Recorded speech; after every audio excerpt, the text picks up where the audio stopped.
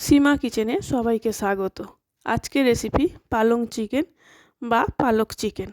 তো পালং চিকেনের জন্য আমি এখানে 500 গ্রাম চিকেন নিয়েছি আর থাইয়ের মাংস নিয়েছি এবং ধুয়ে পরিষ্কার করে নিয়েছি।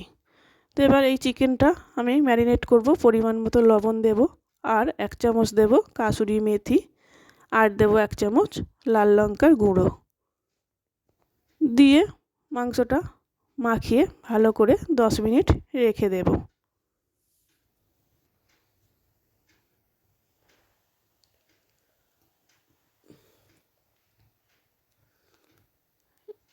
দশ মিনিট রেখে দিয়েছি। এবার আমি পালং চিকেনের জন্য এখানে আমি 1 আঁটি পালং শাক নিয়েছি।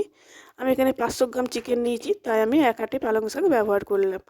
যে পরিমাণ চিকেন নেবে সেই পরিমাণ বুঝে পালং শাকটা ব্যবহার করবেন।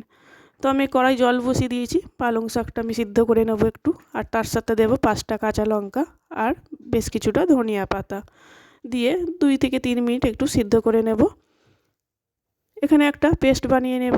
2 ইঞ্চি আদা আর 8 থেকে 9টা রসুনের কোয়া দিয়ে একটা মিহি পেস্ট বানিয়ে নেব। পালং শাকটা একটু সিদ্ধ হয়ে গেলে আমি অপর দিকে একটা বাটিতে ফ্রিজ থেকে ঠান্ডা জল বের করে রেখেছি।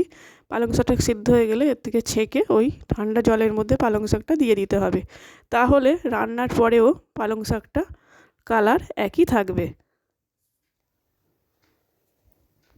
আবার ধুয়ে কড়াটা বসিয়ে দিয়েছি। কড়াটা গরম হয়ে গেলে বেশ কিছুটা সরিষার তেল দিয়ে দেব। আমি সরিষার তেলে করছি, আপনারা চাইলে সাদা তেলেও করতে পারেন। ওই তেলের মধ্যে 2টো ছোটো এলাচ, একটু দারচিনি আর 2 থেকে 3টে লবঙ্গ আর 1 চামচ কাসুরি মেথি দিয়ে ভালো করে একটু ভেজে নেব। নেওয়ার পর এখানে আমি 2টো মিডিয়াম সাইজের পেঁয়াজ ছোটো ছোটো করে কুচিয়ে রেখেছিলাম, ওই তেলের মধ্যে দিয়ে ব্রাউন কালার করে একটু ভেজে নেব সময় ধরে। তো ভেজে নেওয়ার পর আমি এখানে যে পালং শাকটা ঠান্ডা জলে চুবিয়ে রেখেছিলাম সেটা তুলে নিয়ে একটা মিহি পেস্ট বানিয়ে নেব। সামান্য একটু লবণ দিয়ে দেবো, দিয়ে মিহি পেস্ট বানিয়ে নেব। এদিকে পেঁয়াজটা ব্রাউন কালার করে ভাজাও হয়ে গেছে আমার। এখানে আমি আদা রসুন বাটা পেস্টটা দিয়ে দেব, দিয়ে আবারও সময় ধরে একটু ভালো করে কষিয়ে নেব যাতে আদা রসুনের কাঁচা গন্ধটা চলে যায়। মিডিয়াম সাইজে একটা টমেটো ছোটো ছোটো করে কুচিয়ে রেখেছিলাম সেটাও দিয়ে দেব। আর এখানে কিছু মশলা দেব। 1 চামচ জিরে গুঁড়ো, 1 চামচেরও একটু কম হলুদ গুঁড়ো, পরিমাণ মতো লবণ আর 1/2 চামচ চিনি দিয়ে সব কটা মশলা ভালো করে আবার একটু কষিয়ে নেব।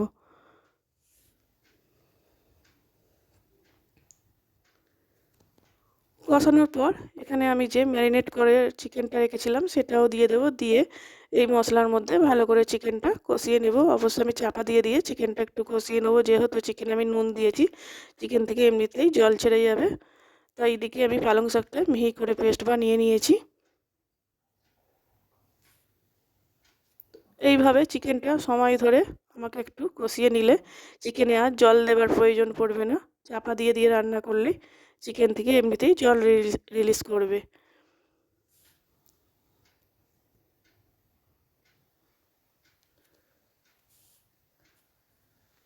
চিকেনটা আমার একদম সিদ্ধ হয়ে গেছে। এবার আমি এখানে পালং শাকের পেস্টটা দিয়ে দেবো, দিয়ে আবারও এর সঙ্গে ভালো করে মিশিয়ে দেব।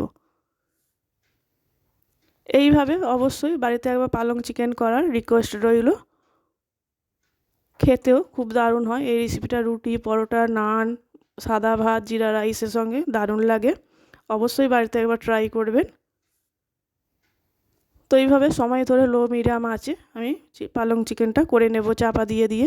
একদম হাই মিডিয়ামে করবেন না, একটু লো মিডিয়ামে করলে মাংসটাও আস্তে আস্তে সিদ্ধ হবে। তো এইভাবে চাপা দিয়ে আমি রান্নাটা করে নেব।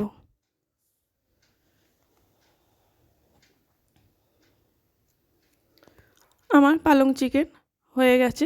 নামানোর আগে 1 চামচ শাহি গরম মশলা দিয়ে আবার একটু নেড়ে চেড়ে এবার আমি নামিয়ে নেব।